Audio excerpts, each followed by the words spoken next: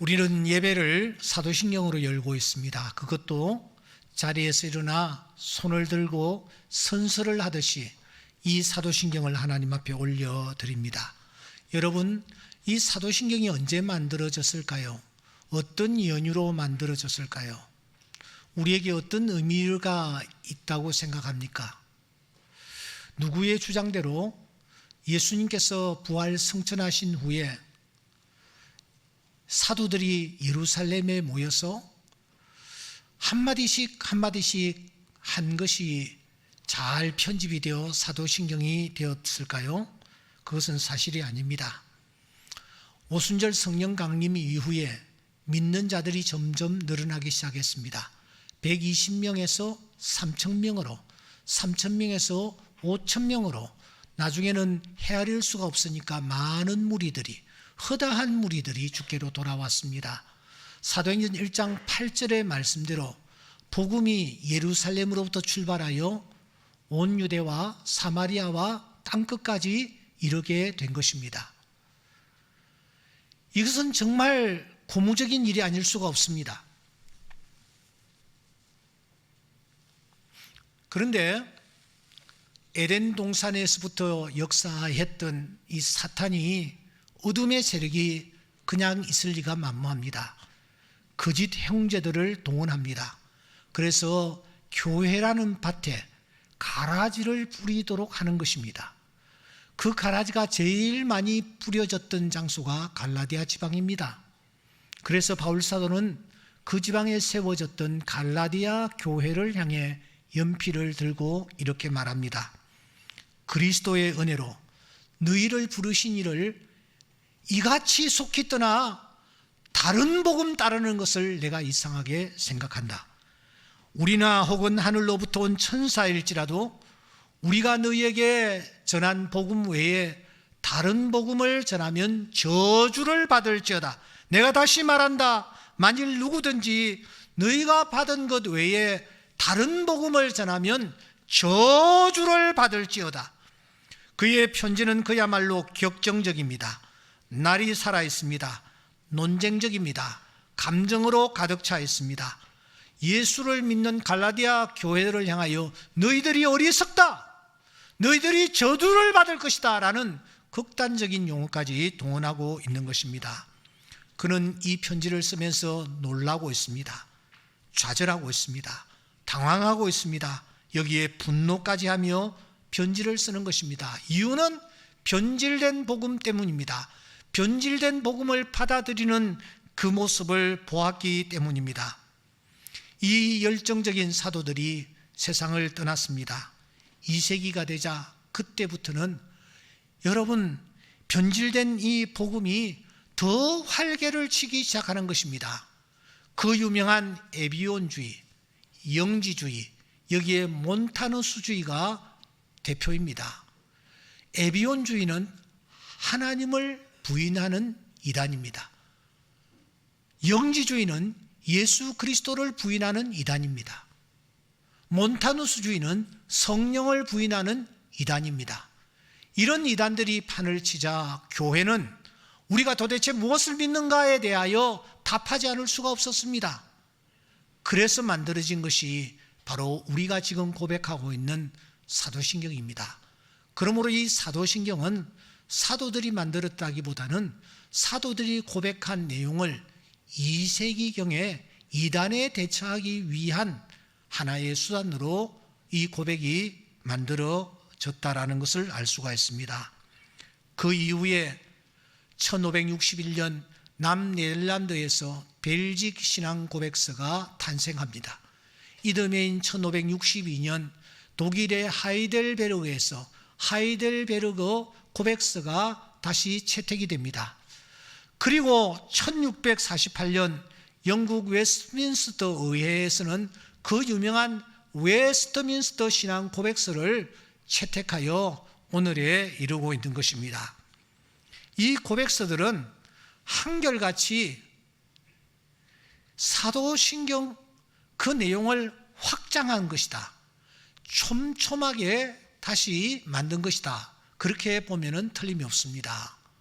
예를 들어 이 벨직이라는 신앙 고백서는 이렇게 시작을 합니다. 우리 모두는 단일하고 영적이며 유일하신 한 분 하나님이 계시다라는 것을 마음으로 믿고 입으로 고백합니다. 그분은 영원하시고 불가해하시며 보이지 않으시고 불변하시며 무한하시고 전능하시며 완전히 지혜로우시고 공의로우시며 선하시고 모든 선이 흘러나오는 원천이십니다. 여기에서 우리가 확인할 수 있는 것이 무엇입니까?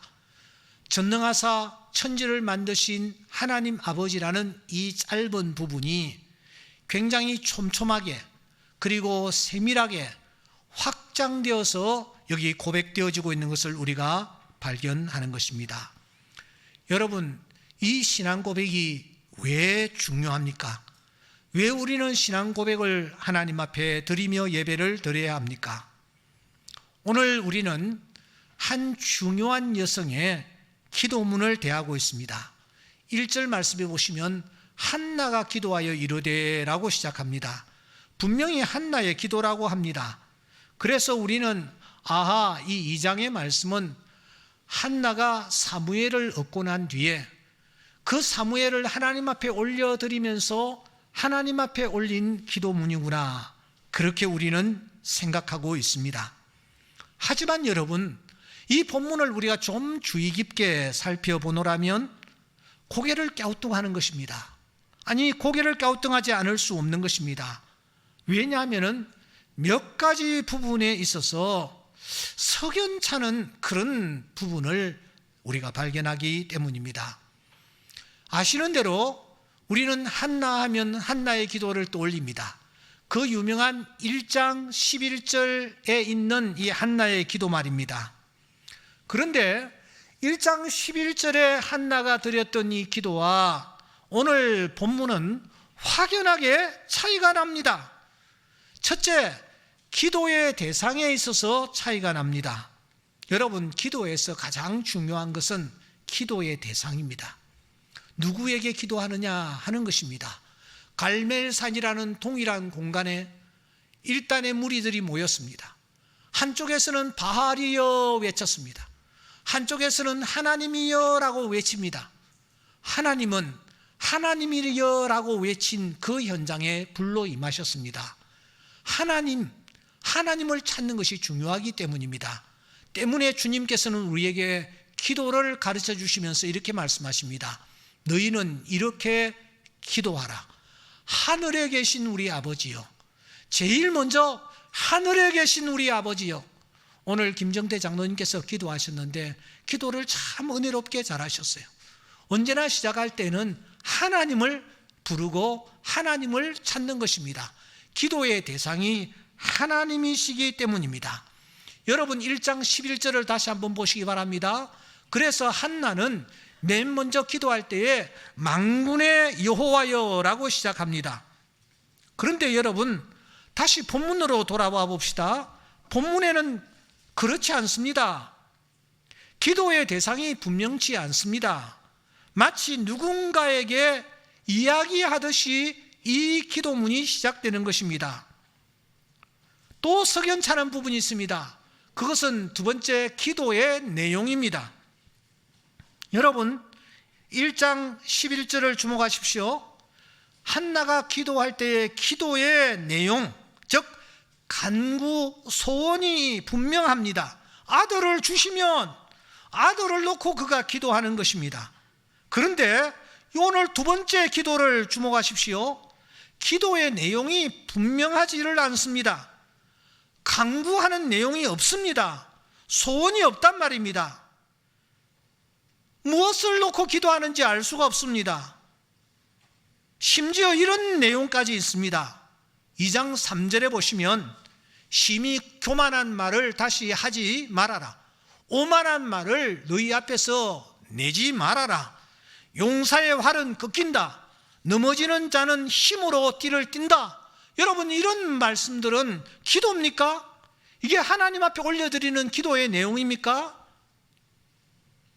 누구에겐가 경고하는 듯해 보이지 않습니까?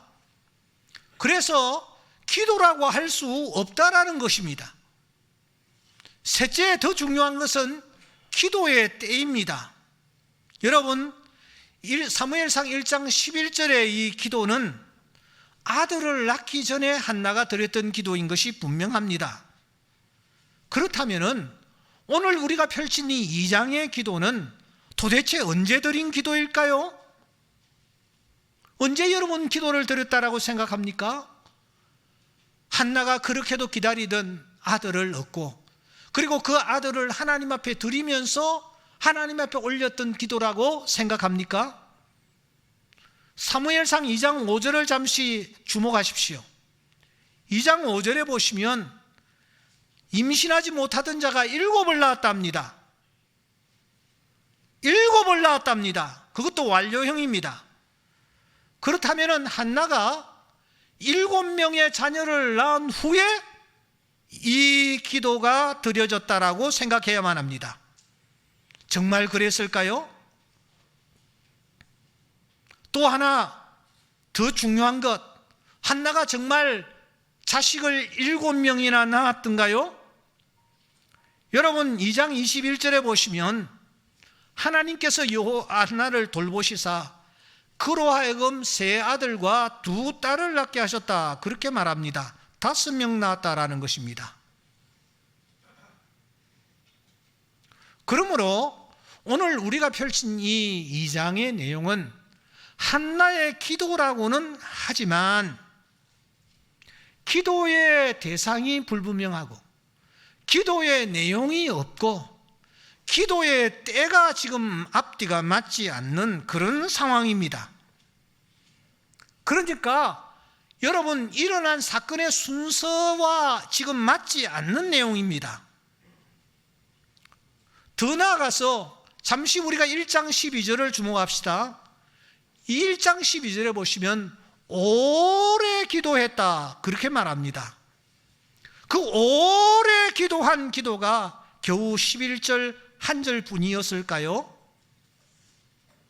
이런 여러 가지 석연찮은 부분들이 오늘 이 2장에서 우리가 발견할 수 있는 것입니다. 그렇다면 여러분, 이 사무엘상 1장과 2장은 사건이 일어난 어떤 순서대로 시간대별로 그렇게 일어난 것을 기록한 것이 아니지 않느냐 하는 그런 결론에 우리가 이르게 됩니다. 여러분, 성경이 모든 것이 다 일어난 순서대로 기록되었다라고 생각합니까? 구약 성경의 마지막 끝은 에스더라는 사실을 아십니까? 역사적으로는 에스더가 제일 마지막 성경이에요. 그런데 에스더는 중간에 있습니다. 느헤미야, 에스더. 그래서 우리는 에스더가 구약 성경의 끝이 아니라고 생각합니다. 아닙니다. 구약 성경의 역사의 끝은 에스더입니다. 마찬가지로 예수님의 생애를 마태, 마가, 누가, 요한이 기술하고 있는데, 이 마태, 마가, 누가, 요한이 예수님의 발자취를 차례대로 기록하고 있느냐? 그렇지 않습니다. 특별히 요한복음은 아주 뒤죽박죽입니다. 예수님의 마지막 부분이 앞에 기록되어 있고 앞부분이 마지막 부분에 가 있는 경우가 허다합니다. 예수님께서 겟세마네 동산에 들어가셔서 기도하셨답니다. 땀이 변하여 피가 되기까지 말입니다. 누가복음은 22장 42절에서 예수님께서 힘쓰고 애써 더욱 간절히 기도하셨는데, 그때 기도한 내용은 아버지여, 아버지의 뜻이거든 이 잔을 내게서 옮기시옵소서. 그러나 내 원대로 마옵시고 아버지의 원대로 되기를 원하나이다. 그렇게 기도했다라고 기록하고 있습니다. 여러분, 정말 그 기도만 그 자리에서 드렸을까요? 그 기도만 반복하셨을까요? 천만의 말씀입니다. 요한복음 17장에 보면은 예수님께서 아버지여, 때가 이르러 사오니 아들을 영화롭게 해주시옵소서 하면서 하나님 앞에 올려드리는 기도가 있습니다. 학자들은 이 요한복음 17장의 이 기도가 이 누가복음 22장 42절에 이 기도의 연장선상에 있다, 그렇게 보고 있다라는 것입니다. 이런 측면에서 오늘 이 본문을 우리가 들여다보면 사무엘상 2장 1절부터 10절까지의 이 기도, 한나의 기도라고 기록되어 있는 이 내용, 이 부분인 여러분 사무엘상 1장 11절 다음에 이어지는 내용이 아닐까, 이렇게 우리는 생각할 수 있습니다. 만일 이 2장 1절부터 2장 1절부터 10절까지의 이 내용을 1장 11절 다음에 배치를 해보면 우리가 지금까지 제기한 모든 의문들이 다 풀립니다. 한나는 그때 이런 내용을 가지고 오래 기도했다라는 것입니다. 그러니까 한나가 2장 1절부터 10절까지 드린 이 기도는 아이를 얻고 난 뒤에 하나님 앞에 올렸던 기도라기보다는 아이를 얻기 전에 하나님 앞에 믿음의 기도를 올린 내용이다, 믿음의 고백을 하나님 앞에 드린 내용이다, 이렇게 우리가 볼 수 있다라는 것입니다. 만일 우리가 이렇게 본다면 오늘 이 본문은 오늘 본문에 등장하고 있는 이 한나의 기도는 두 부분으로 나눌 수가 있습니다. 한나의 기도의 첫째 부분은 1장 10절부터 12절까지 있는 이 내용, 즉 하나님 앞에 통곡하며 울면서 간절히, 그것도 서원까지 하면서 하나님 앞에 자기의 소원을 올려드린 간구요. 오늘 우리가 읽은 이 2장 1절부터 10절까지의 이 말씀은 그것은 하나님 앞에 올려드린 고백이라는 것입니다. 만일 이 한나가 2장 1절부터 10절의 이 기도를 아이를 얻고 난 뒤에 하나님 앞에 올려드린 기도였다, 그렇게 우리가 본다면 2장 1절은 이렇게 기록되어져야 합니다. 내 마음이 아들로 말미암아 즐거워하며, 왜? 아들을 얻었기 때문에. 내 뿔이 아들로 말미암아 높아졌으며, 왜? 아들을 얻었기 때문에. 내 입이 내 원수들을 향하여 크게 열렸으니 이가 내가 아들로 말미암아 기뻐함이니이다. 왜? 그렇게 기다렸던 아들을 얻었기 때문입니다. 그런데 아들로 말미암아 그렇게 말하지 않습니다. 그는 여호와로 말미암아라고 말하고 있습니다. 기억하십니까? 그 옛날 아들을 낳지 못하여 애타하던 사람들이 아들을 얻었을 때에 어떻게 외쳤습니까? 사라는 이렇게 외칩니다. 아브라함의 노경에 내가 아들을 낳았다. 아들 자랑하는 거예요. 라헬은 무엇이라고 외칩니까? 라헬이 이르되 내가 은혜와 크게 경쟁하여 이겼다 하고 그 이름을 납달리라 하였더라. 심지어 나오미와 그 주변 사람들은 어떻게 했습니까? 그의 이웃 여인들이 그에게 이름을 지어주되 나오미에게 아들이 태어났다 하면서 아들 낳은 것을 자랑했습니다. 그런데 여러분, 한나가 아들을 얻었습니다. 그런데 한나는 한 번도 아들을 언급하지 않습니다. 여러분 2장 1절 말씀부터 10절까지 내용을 살펴보십시오. 그냥 평범한 아들이 아니지 않습니까? 이 아들 하나 얻기를 위하여 그동안 얼마나 애타하며 부르짖으며 하나님 앞에 메어 달렸습니까? 천신만고 끝에 자기 생명과도 같은 아들을 선물로 받았지 않았습니까? 그런데 여러분 2장 1절부터 10절까지 자신이 선물로 받은 아들을 한 번도 언급하지 않습니다. 아들 주심에 대하여 감사하지도 않습니다. 그는 오로지 누구를 높이고 있느냐? 여호와 하나님을 높이고 있습니다. 1절을 다시 읽습니다. 내 마음이 여호와로 말미암아 즐거워하고 있습니다. 내 뿔이 여호와로 말미암아 높아지고 있습니다. 내가 주의 구원으로 말미암아 기뻐하고 있습니다. 그는 하나님 앞에 아들을 달라고 소원하며 나아갔습니다. 그런데 그 기도의 골방에서 하나님을 만났습니다. 하나님을 만났습니다. 하나님만이 영광 받으실 분이라는 사실을 그가 알았습니다. 그때 그는 자기가 소원하는 아들보다 더 존귀하신 분이 하나님이시라는 사실을 그가 알았습니다. 때문에 설령 아들을 얻지 못한다 할지라도, 아들을 낳지 못한다 할지라도 하나님 한 분만으로 만족할 수 있는 그런 사람으로 이 한나가 기도하는 중에 바뀐 것입니다. 사랑하는 여러분, 여기에서 우리는 중요한 깨우침 하나를 받아야만 합니다.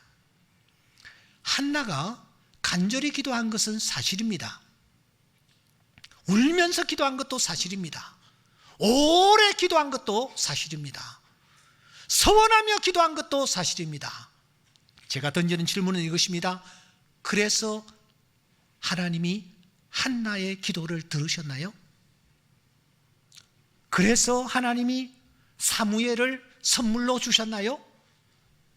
그래서 하나님이 한나에게 귀한 아들을 안겨주셨나요? 오늘 성경이 가르쳐주는 것은 그게 아니라는 것입니다. 한나가 이 귀한 선물을 얻게 된 것은 2장 1절부터 10절까지 이어지는 그의 고백, 그 고백이 기도 제단에 제물로 올려졌을 때에 하나님께서 그 제물을 기쁘게 받으시고 한나의 소원을 들으시고 응답해 주셨다라는 것입니다. 그 제물이 무엇입니까? 바로 하나님을 향한 그의 고백이었습니다. 다시 한번 본문을 보십시오. 1장 11절은 한나의 간구입니다. 한나의 간절한 소원입니다. 이어지는 2장 1절부터 10절까지는 한나의 고백입니다. 하나님을 향한 고백입니다. 다시 한번 보십시오. 그의 간구는 불과 1절에 불과합니다. 그의 고백은 무려 10배가 됩니다. 그는 소원이 있었습니다. 그러나 소원은 간단하게 드립니다. 하나님을 높이고 하나님을 향한 자신의 신앙의 고백은 그보다 10배나 많게 올려드리고 있단 말입니다. 여호와 하나님이여, 하나님으로 말미암아 제 마음이 즐겁습니다. 하나님으로 말미암아 내 뿔이 높아졌습니다. 하나님으로 말미암아 내 입이 열렸습니다.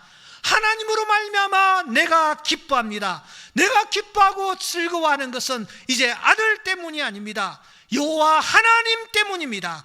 하나님 때문에 내가 기뻐하고 하나님 때문에 내가 즐거워합니다. 사랑하는 성도여, 한나는 간구와 기도의 자리에서 일어나지 않습니다. 그는 고백의 자리에까지 나아가고 있습니다. 자신이 믿고 자신이 의지하고 자신이 높이는 하나님이 어떤 분이신지를 그의 입술로 고백하고 있는 것입니다. 자기의 간구보다 자기의 하나님을 향한 고백을 더 열렬히 하고 있단 말입니다. 그의 고백은 이렇게 이어집니다. 여호와와 같이 거룩한 이가 없습니다. 주밖에는 다른 이가 없습니다. 우리의 하나님 같은 반석도 없습니다. 심히 교만한 말을 다시 하지 말아라. 오만한 말을 너 입에서 내지를 말아라. 그의 이 고백은 여기에서 그치지 않습니다. 6절, 여호와는 죽이기도 하시고 살리기도 하십니다. 수월에 내리게도 하시고 거기에서 올리기도 하십니다. 여호와는 가난하게도 하시고 부하게도 하시며 낮추기도 하시고 높이기도 하시는도다.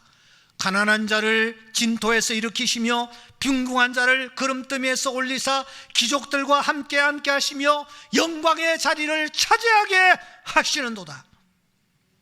여러분, 이것이 기도입니까? 이게 간구입니까? 아닙니다. 하나님을 향한 고백입니다.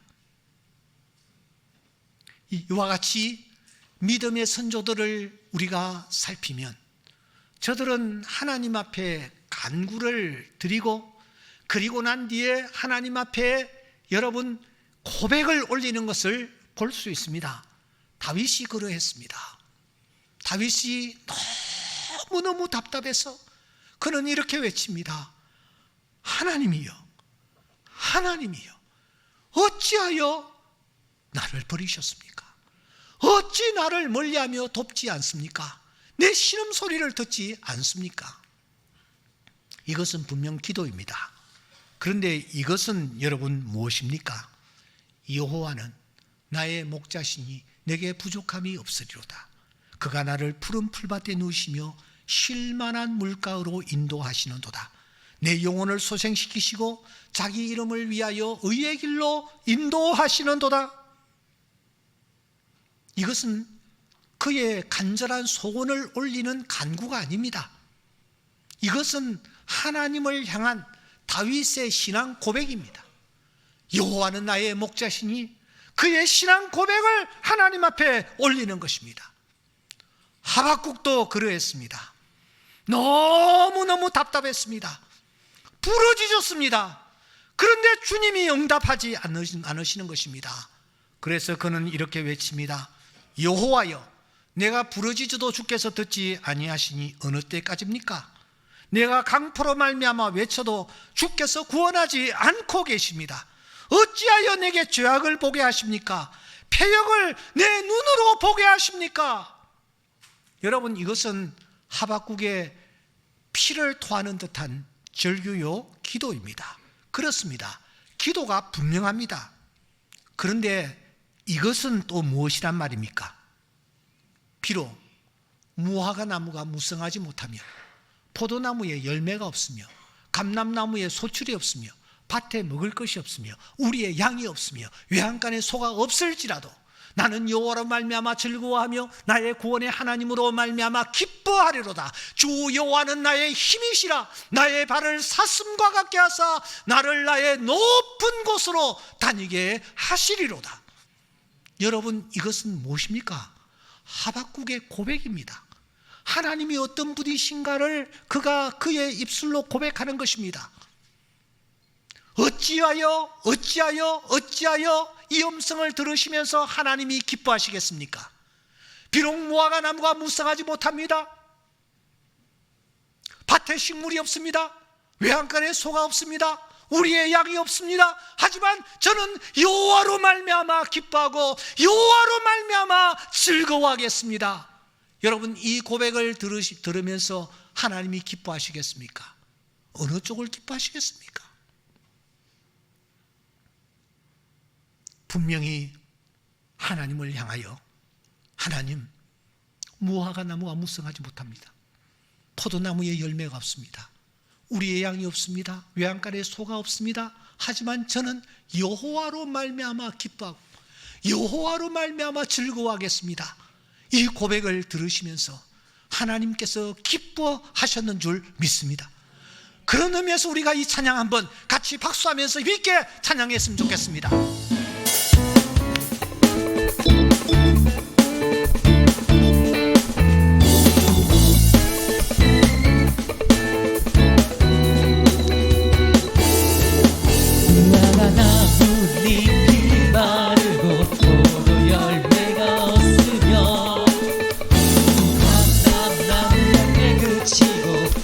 식물이 없어도 우리의 양떼가 없어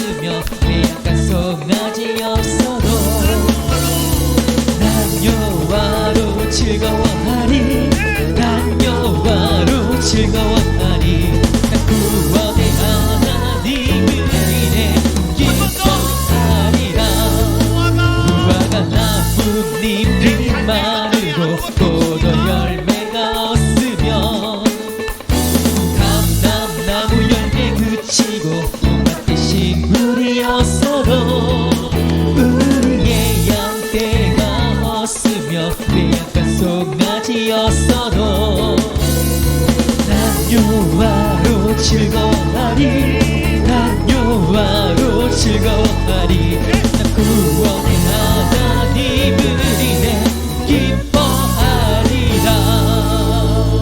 할렐루야. 아멘. 할렐루야. 요나가 물고기 뱃속에 들어갔습니다. 이제 소망이 없습니다. 그런데 물고기 뱃속에서 요나가 드린 기도가 어떤 기도였습니까? 하나님, 나를 건져만 주시면, 나를 이 물고기 뱃속에서 살려만 주신다면. 요나가 그렇게 기도했습니까? 아닙니다. 그는 이렇게 기도합니다. 나는 감사하는 목소리로 주께 제사를 드리며 나의 소원을 주께 갖겠습니다. 구원은 여호와께 속하였나이다. 나를 구원하시는 분은 누구다? 하나님이시다. 이 고백을 드리는 것입니다. 수로보니게 여인이 귀신에 들린 자기 딸 때문에 예수님 앞에 나아갑니다. 예수님께 딸을 고쳐달라고 간구했지요. 그런데 그때 주님께서는 매몰차게 말씀하십니다. 자녀로 먼저 배불리 먹게 할지니 자녀의 떡을 취하여 개들에게 던짐이 마땅치 아니하니라. 세상에 이런 모멸이 어디 있습니까? 예? 주님의 입에서 개라는 말이 나왔습니다. 그런데 그때 이 여인은 이렇게 반응합니다. 주님 옳습니다. 하지만 상 아래 개들도 말입니다, 아이들이 먹던 부스러기를 먹지 않습니까? 무슨 말입니까? 주님은 은혜를 베풀어 주시는 분이심을 믿습니다. 부스러기라도 주시면 제 아이가 나을 줄 믿습니다. 전능하신 분이심을 믿습니다. 주님은 그 여인의 믿음을 보시고 그의 소원을 들으시고 응답해 주셨습니다. 이어지는 말씀에 역시 귀신 들린 아이를 가진 아버지가 등장합니다. 그는 예수님에게 이렇게 말하고 있습니다. 무엇을 하실 수 있거든 제 아이 좀 고쳐주십시오. 그때 주님이 무엇이라고 말씀합니까? 할 수 있거든이 무슨 말이냐? 믿는 자에게는 능치 못할 일이 없느니라. 무슨 말입니까? 주님을 향하여 간구는 있었지만 믿음이 없었다라는 것입니다. 주님이 어떤 분이신지에 대한 분명한 믿음을 가지고 주님 앞에 나아가 고백하지 아니했다라는 것입니다. 사랑하는 성도 여러분, 이제 저는 말씀을 맺겠습니다. 기도에는 한 면은 간구요, 한 면은 고백이라는 양면이 있습니다. 이 양면은 마치 동전의 양면과 같습니다. 이것은 뗄래야 뗄 수 없는 관계입니다. 그런데 우리는 주님 앞에 나아가 간구는 올리고 있습니다. 소원은 올리고 있습니다. 하지만 내 믿음의 고백을 함께 올려드리지는 않고 있습니다. 이것은 반쪽짜리 기도입니다. 기도의 제단에는 언제나 고백이 제물로 올려져야 합니다. 빈손으로 제물 없이 나아가서는 되지 않습니다. 하나님은 그래서 말씀하시는 것입니다. 빈손으로 내 앞에 나오지 말지니라. 빈손으로 내 얼굴을 보지 말지니라. 한나가 기도했습니다. 간절하게 기도했지요. 울면서 기도했지요. 서원을 하며 기도했지요. 우리가 이 기도하면은 한나의 기도를 떠올려서 우리도 한나처럼 이렇게 기도하자, 오래 기도하자, 울면서 기도하자, 서원하며 기도하자, 생각해달라고 기도하자. 예, 여기에서 끝입니까? 아닙니다. 우리는 한나가 올렸던 기도보다 더 중요한 부분이 바로 2장 1절부터 10절에 있는 한나의 고백이라는 사실을 놓치지 마셔야 합니다. 그의 기도는 단 한 절에 불과합니다. 그의 간구는 1장 11절 단 한 절이었습니다. 그의 고백은 2장 1절부터 10절까지 무려 10배나 됩니다. 한나는 하나님 앞에 자기의 소원을 아뢰는 간구보다 하나님 앞에 올려드리는 자기의 고백을 더 중요하게 생각했고 더 간절하게 하나님 앞에 올려드렸다라는 것을 오늘 본문을 통하여 우리는 확인할 수가 있는 것입니다. 사실 하나님은요, 우리가 구하기 전에 우리가 구해야 할 것을 알고 계시는 분이십니다. 마태복음 6장 8절에 보면 구하기 전에 너희에게 있어야 할 것을 하나님 너희 아버지께서 아시느니라. 그러므로 우리가 간구하는 우리의 소원 하나님은 알고 계십니다. 그 간구의 소원은 짧게 해도 좋습니다. 우리가 정말 하나님 앞에 온 마음으로 올려드려야 할 것은 하나님을 향한 고백입니다. 여호와는 죽이기도 하시고 살리기도 하십니다. 가난한 자들을 빈 그름뜸에서 이끄사 영광의 위를 차지하게 하시는 분이십니다. 여호와는 서울에 내리게도 하시고 올리게도 하시는 분이십니다. 한나가 이 고백을 올렸을 때에 하나님은 그의 기도를 들으시고 응답해 주신 줄 믿습니다. 사랑하는 성도 여러분, 어떤 소원을 가지고 계십니까? 그 소원 하나님이 알고 계십니다. 그 소원 하나님 앞에 물론 우리가 올려드려야 합니다. 그러나 더 중요한 것은 내가 믿는 하나님이 어떤 하나님이신가? 다윗처럼 여호와는 나의 목자십니다. 고백할 수 있기를 바랍니다. 요나처럼 구원은 여호와께로 말미암습니다. 고백할 수 있기를 바랍니다. 하박국처럼 주 여호와는 나의 반석이시라. 나로 높은 곳에 다니게 하시는 분이심을 믿습니다. 고백할 수 있기를 바랍니다. 개들도 주인의 상에서 떨어지는 부스러기 먹습니다. 주님이 은혜 베풀어 주시는 분이심을 믿습니다. 고백할 수 있기를 바랍니다. 하나님께서 이 고백을 들으시고 우리의 간절한 기도의 소원을 들으시고 응답해 주실 것입니다. 내가 그렇게도 원하는 나의 사무엘을 하나님께서 나의 가슴에 안겨주실 줄 믿습니다. 이 진리가 우리 남은 생에 우리 삶을 완전히 바꿔놓는 그런 귀한 은혜가 우리 안에 넘칠 수 있기를 주의 이름으로 축원합니다. 기도드리겠습니다.